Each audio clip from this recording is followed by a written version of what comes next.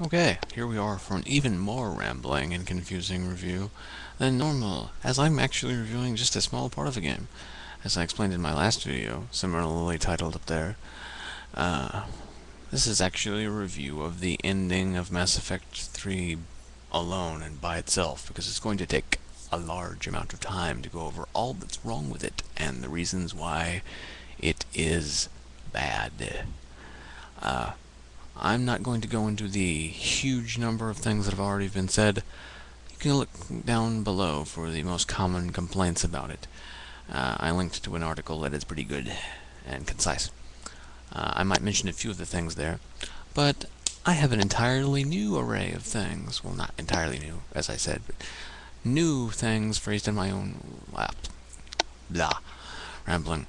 A array of things that aren't frequently said, and reinforcing some things that are already said in that sense. But anyway, let's go with the what is the ending. Spoilers, of course. If you don't know there's spoilers, when it's an ending review, you've got some problems, bigger problems than just the ending. Anyway, the ending of the thing is you. The problematic part is you pop up in the catalyst, and the catalyst comes into you manifesting into the shape of a boy that for the entire game you've been having nightmares about not being able to save. That's not the issue. That's pseudo-philosophical mumbo-jumbo that can arguably not fit, but is excusable. The problem is, he explains that the Reapers exist to cull the most advanced civilizations before they create a synthetic race that rebels and wipes out all life, or all organic life. Now, I'm not going to go on to the bandwagon of the whole it makes no sense because, we don't want you to be killed by a synthetic race, so we're going to be a synthetic race and kill you. That's not what's being said. On the surface, that's what it is, but we're talking about machine logic here. It makes sense, and that part of it makes sense by machine logic, because they're a machine race culling only the most advanced civilizations, so those civilizations don't cause a synthetic race that will kill all life, from the most advanced civilizations down to trees and everything in between, like monkeys, down to monkeys and trees and everything, all organic life wiped out. They're just killing those advanced civilizations and letting all the primitive stuff and the plants and trees exist and develop. It makes sense by machine logic, somewhat. And they've been leaving, little cookie crumbs of technology, so we'll develop along a set path. And they'll have full control over the scenario. That somewhat makes sense, but also doesn't in several regards. So let's go over the points that make no sense. Their motivation does make sense by machine logic standards of killing the most intelligent to let the rest survive. Culling like that is machine logic and kind of makes sense. But anyway, let's go over the things that don't actually make any sense, with the most glaring issue at first. The logical paradox that basically destroys their entire motivation. They are a synthetic race that presents themselves, they never say it outright, but they present themselves and have been for eons a race that is not a synthetic race that has not come to the apparently inevitable conclusion that they should wipe out all life. They say it's inevitable that a created synthetic race will come to the conclusion that every single iota of organic life needs to die. Yet they present themselves as a synthetic race created by somebody that will never come to that conclusion. They defeat their own argument with their very existence. That is the most glaring issue. It destroys the entire basis of the ending. But it's not the only problem with the logic. So let's go on to the next point really quickly. I don't see that little logical conundrum I just mentioned a lot in articles, so spread that around. That point, it just basically destroys everything. But let's go on to even more issues, as I said. As I explained, they leave technology, so we'll find that and then, develop along that path. They want tech to follow a set, predictable path. It makes sense, it sounds reasonable, but why is that path the one that inevitably leads to killer machines? They are high-tech, apparently very smart, according to them, and have been doing this for untold eons. Yet, they haven't formulated a set path that prevents rogue AIs. You know, you think they would have been able to calculate a path and configure it properly. Next, I have to note that this set path has societies jumping ahead in technology drastically whenever they find the breadcrumbs of technology. And also, while the mass relays let them cull races quickly, it also lets many races align themselves together and share technology, not only speeding it up again, but increasing variables in the technological development formula, and increasing the number of races they have to cull, when inevitably, as it's happened in the Prothean cycle and our cycle with the Krogan, when a race that would have otherwise been primitive when the scheduled culling time came up is elevated to a cull candidate. So not only do they shorten the lifespan of life on in the universe, but they increase the things they have to kill. Yeah, good calculations there. Next, why are they hiding so far away? It's been made clear from the get-go that once the Protheans hacked the Citadel, closing their shortcut, it took them over 300 years to fly from their default hiding position to our location, to protect us from a synthetic race that would wipe out all life. 300 years! And the Geth is a synthetic race that could have been that synthetic race, but turned out not being it. So basically, with all their planning, with just one simple thing that could have happened any number of times, because they're hiding so far away, they could have failed that easily. Good calculations there, good logic there. So yeah. Next, why are they playing the villain and looking all scary? It goes into a next point. Why are they calling the organic life? They don't need sleep and don't need entertainment. Why not just sit just outside the range of our detection? Because, as I mentioned before, they've planned our technological development, and they have the ability. They are so technologically advanced, I'm sure they can monitor us easily. They would know our exact capabilities and where they needed to hide just outside the range. Why not just sit right outside that range of detection, tweaking their appearances to look appealing to us as they wait for us to create that inevitable machine race and for it to rise up, then swoop in, squish the rogue artificial race before it gets too strong, then tell us, hey, that's bad, don't do that. If you really need to make robot servants, here's AI, our AI, which apparently doesn't have any desire to kill all life on Earth, and will never have it. And then smite anyone the minority that stupidly attacks your awe-inspiring but not scary bodies, and then don't let anyone in range of using that AI you gave them to hack you. Oh wait, because that totally logical course of action that fixes everything undermines the entire motivation, and thus hits you with the "aren't you a machine race by your own definition, at least, not out to kill a life" argument. So yeah. Lots of flaws. Lots of flaws. So many flaws, in fact, and not even mentioning the multitude of flaws in the article below. It make it where the ending falls apart on almost every conceivable level. Now let's talk about the choices, and how terrible the 3 choices you are given are, and how they actually don't fix a damn thing. Not a single fracking one of them, arguably.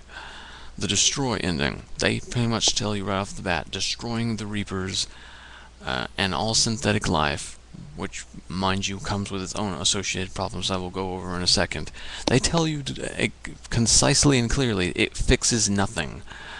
The issue of a synthetic race coming up and wiping out all life will arise again, and then the Reapers won't exist to stop it. And also, wiping out all artificial life means if you've saved the Geth and redeemed them, they're dying. The Normandy's going to be destroyed because it's got artificial intelligence. Edie, in her new robot body, is going to be killed, theoretically speaking. And if you've made peace with between the Quarians and the Geth, because the Geth have interfaced with the large majority of the Quarians' life support suits, the Quarians are going to die because their suits are suddenly artificial life. So yeah, you kill a large portion of the galaxy and wipe out the only force capable of making sure a synthetic race doesn't rise up. You remove a safeguard, so that does not fix the problem as presented at all. And yet, that's the canon ending, because that's the only choice that gets you the Shepard lives perfect ending. Yet it fixes everything the least. Yeah, good job, BioWare. Next, let's go to the choice to merge synthetic and organic life. Now, first off, it doesn't make any sense to pick that option because, from Shepard's perspective, this thing isn't necessarily trustable that's giving him these 3 choices. Why the heck press the button that would effectively, possibly enable the Reapers to indoctrinate everything? Doesn't make any fucking sense. Especially considering the next point, in which, what the hell does it actually fix? You're just merging the you're just making organic life synthetic. You're not keeping them from making a servitor race of artificial creation that will rebel inevitably, according to the Reapers, and kill them and all now partially synthetic life. Making organic life partially synthetic might be its end destination, but it doesn't fix the problem at all, and has the risk of it actually being a deception and you hitting a button that turns the catalyst and the crucible into a mass indoctrination machine. So that's not an option. Destroy, not an option. Merging, not an option. But what about controlling the Reapers? Let's cast aside the fact that you're putting yourself into a machine that could indoctrinate you. Let's put that aside. That's not an issue with it. Control? Hey, it seems like a nice option at first, even though the fact that everyone that has tried it before has been indoctrinated. Because, hey, you can just stop the Reapers, and then the Reapers can actually go and stay there and smack down any errant races that are created and fix the problem. But that just shatters the rest of the ending, as I said, because it brings up the point of why wasn't that their original programming to begin with? Smack down the synthetic race instead. It is the only viable... It's the most viable of the 3 options, but only arises the logical conundrum mentioned before, so it's a bad option as well. So, the control ending, risky, because no one ever succeeded and you could possibly be indoctrinating yourself. It's the only really at all viable ending that even remotely fixes anything. But again, as I said, brings up all the previous issues I mentioned with the ending itself. So yeah, the ending thoroughly fails at many levels. Dang it, I lost my train of thought, which is hard to do. Not hard to do, but bad to do. So yeah, falls apart on every single level, and I've totally become unhinged from my point. I was going to make another point. Crap. So yeah, none of the options except the control fixes the problem, yet control is not the canon ending, according to the Shepherd Lives part of the ending. Destroy. The one that fixes it the second least, and actually does the most damage, so arguably fixes it the least, is apparently the canon ending. If you want the Shepherd Lives situation, you've got to wipe out most of the galaxy to get it. And alls it is, I breathed, and I'm in rubble. And that brings us to the final point that I've made in all those articles down below. You've destroyed the mass relays for some reason. Why? Does any of these options kill the mass relays? It's never explained. Never explained. It's also never explained, as is mentioned in that article below, how the mass relays blowing up doesn't destroy all life in every system, because blowing it up in the Arrival DLC destroyed the entire system, and it's mentioned several times that blowing up a mass relay does that. But I'm willing to say, oh, AK, this particular kind of explosion just happens to be small enough. And then there's the issues below of there's no more mass relays, so suddenly everyone takes like a week to get anywhere, which is viable, but it could possibly take like decades to get back to their homeworlds.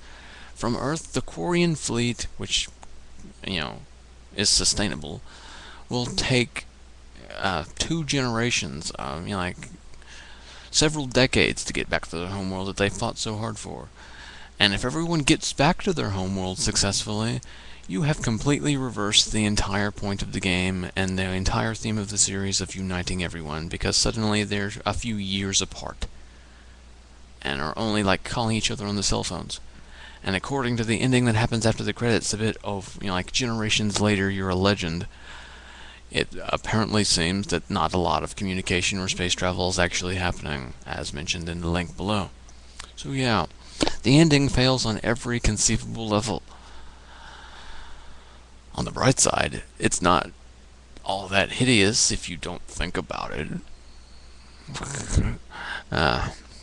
But I'm willing to argue that this can't be the ending for all the points I've made and all the points down there. There is no way this can actually be the real ending. Yeah. If you don't think that this ending is terrible, BioWare and people watching and people that are commenting that the ending is good on the forums and saying, oh, don't be a fanboy, it's not all that bad. I'm talking to you, Penny Arcade and IGN and stuff like that.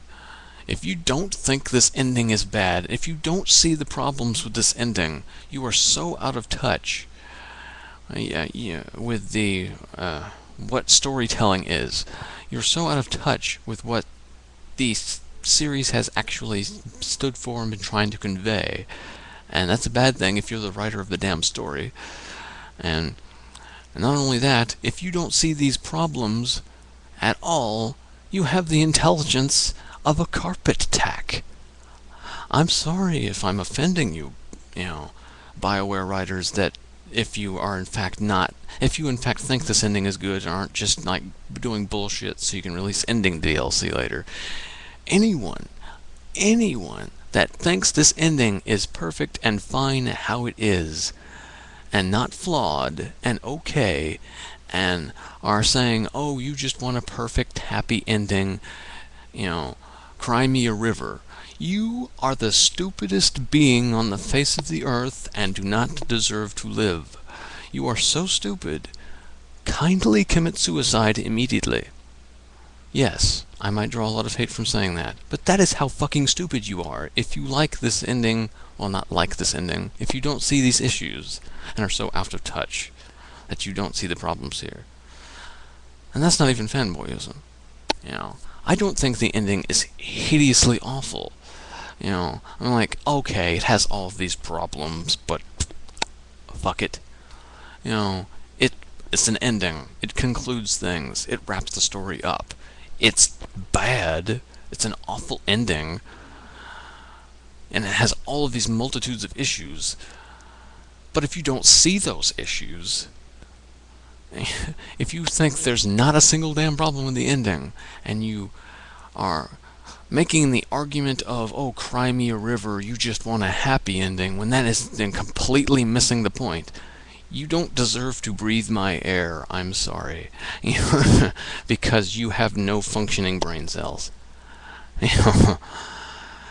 And this is especially true of Penny Arcade.